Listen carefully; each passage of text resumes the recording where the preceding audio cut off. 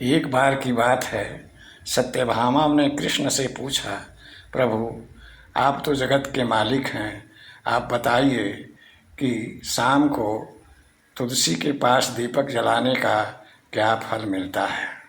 तब श्री कृष्ण भगवान ने सत्यभामा को कहा कि हे प्रिय, तुलसी के पास दीपक जलाने का जो फल होता है उसके बारे में एक मैं पुरानी कथा आपको सुनाता हूँ। उसे आप सुन करके खुद ही यह समझ जाइएगा कि तुलसी के पास दीपक जलाने का क्या फल होता है। पुराने समय की बात है। दक्षिण दिशा में तुंगभद्रा नदी के किनारे एक नगर था। उसका नाम हरिपुर था। हरिपुर में हरिहर नाम का एक ब्राह्मण रहता था, जिसकी पत्नी बड़ी ही दुराचारी थी। वह अपने पति का कभी सम्मान नहीं करती और गैर मर्दों से हमेशा आसक्त रहा करती थी। उनसे ही पत्नी का आचरण देख करके ब्राह्मण देव बहुत ही दुखित रहा करते थे। वे पत्नी को समझाते, लेकिन पत्नी उनकी बात मानने को तैयार नहीं थी। वह गैर मर्दों से हमेशा भोग विलास के बारे में सोचा करती और मर्दों से ब्याज चढ़ती, अपने पति का कोई सम्मान नहीं करती थी। इस प्रकार धीरे धीरे समय बीतता चला गया। वह जंगल में जाती और पीपल के पेड़ के पास खड़ा होकर के आने जाने वाले सुंदर मर्दों को अपनी ओर आकर्षित करने के लिए उनकी ओर इशारे करती और उन्हें पटाने की कोशिश करती। जब कोई उसे नहीं पटता तो वह जो है मन ही मन बहुत खींचती थी और लोगों को अपशब्द कहती थी। एक दिन जब वह जंगल में ज़ोर ज़ोर से चिल्ला रही थी, तभी एक शेर आ गया। शेर ने उसे देख करके कहा कि तुम बहुत पापनी हो और मैं केवल पापनियों का ही शिकार करके खाता हूँ। आज मैं तुझे खा जाऊँगा। और इतना कह करके वह खा गया।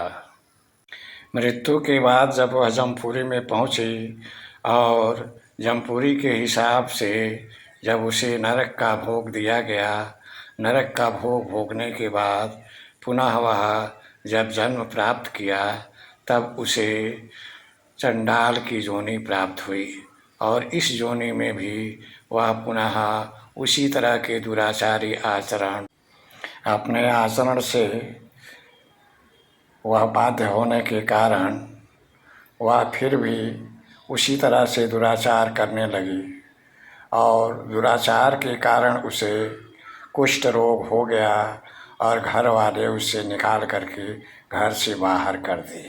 घर से निकाल दिए जाने के बाद वह बहुत चिंतित हुई और घर से घूमते घूमते वह एक मुनि के आश्रम पर पहुंची और देखा कि वहाँ कुछ औरतें एक पौधे के पास दीपक जला रही हैं। यह देख कर के उसे बड़ा आश्चर्य हुआ और कौतूहलवश वहाँ पहुँच गई। वहाँ एक मुनि से उसने बात की कि मुनिवर, ये कौन सा पौधा है और ये लोग दीपक क्यों जला रहे हैं और दीपक जलाने का क्या फल होता है। तब मुनि ने बताया कि बेटी, यह परम पवित्र तुलसी का पौधा है। इसके पास दीपक जलाने का बहुत बड़ा महात्मा है। इसके पास जो दीपक जलाता है उसके सारे पाप नष्ट हो जाते हैं। लेकिन तुम कौन हो और तुम ऐसा क्यों पूछती हो। तब उसने कहा कि मुनिवर, मैं एक महान पापनी पत हूँ और मैंने बहुत से कर्म पाप और पुण्य किए हैं, जिससे मुझे इस समय इस योनि को प्राप्त होना पड़ा है। तब मुनि ने कहा कि बेटी, तुम पापनी मत समझो और इस तुलसी के पौधे के पास दीपक जला करके नित्य पूजा किया करो। इस प्रकार कहने के बाद वह चंडाल पत्नी रोज़ तुलसी के पास दीपक जलाने लगी और इस प्रकार दीपक जलाते हुए वह कई दिन बीत गए। लेकिन एक दिन उसका समय पूरा हुआ और उसकी मृत्यु हो गई। मृत्यु के तुरंत बाद यम के दूतों ने आकर के उसे यमपुरी में ले जाने का प्रयास करने लगे और उसे बांध करके यमपुरी की ओर ले जाने के लिए ज्यों ही तैयार हुए ज्यों ही यमदूतों ने उसे लेकर जाने के लिए तैयार हुए त्यों ही भगवान विष्णु के पार्षद आकर के वहाँ खड़ा हो गए और उन्होंने यमदूतों से कहा, हे यमदूतों, अब यह नरक में जाने की अधिकारिणी नहीं है, इसलिए छोड़ दो, हम इसे स्वर्ग ले जाएंगे। और उसे मेज़बान पर चढ़ा करके स्वर्ग को लेकर के चले गए।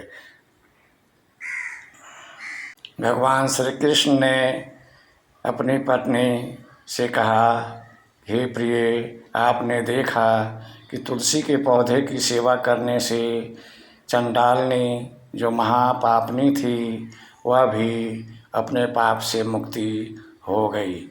अब तो आप तुलसी के पास दीपक जलाने का महात्म समझ चुकी होंगी।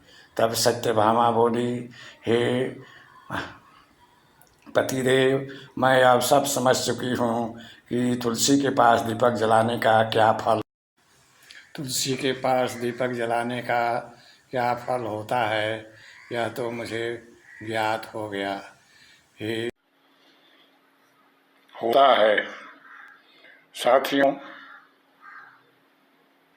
यह वीडियो अगर आपको ज्ञानवर्धन लगा है तो इसे सब्सक्राइब करें ताकि इसी तरह के वीडियो का आपको ज्ञान प्राप्त होता रहे। वीडियो को लाइक करें और बेल का बटन दबा करके दबाएं, इससे आपको आने वाले वीडियो का इन्फॉर्मेशन प्राप्त होगा। आपने वीडियो देखा, इसके लिए मैं आपको धन्यवाद देता हूँ। जय श्री राम, जय श्री राम, जय जय श्री राम। धन्यवाद।